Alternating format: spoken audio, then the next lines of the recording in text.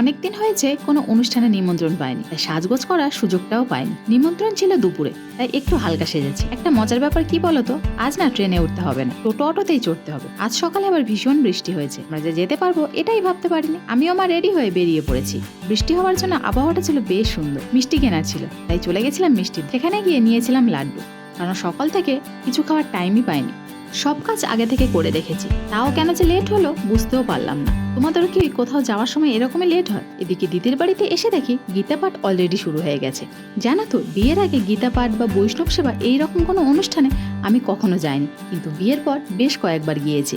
আমার ভীষণ ভালো লাগে এইরকম অনুষ্ঠানগুলোতে যেতে। গীতা পাঠ শেষ হওয়ার পর প্রসাদ খেয়ে চলে গিয়েছিলাম জেঠুর বাড়ি। তারপর সেখানে কিছুটা গল্প করে আবারও টোটো অটো চড়ে বাড়ি ফিরে এলাম।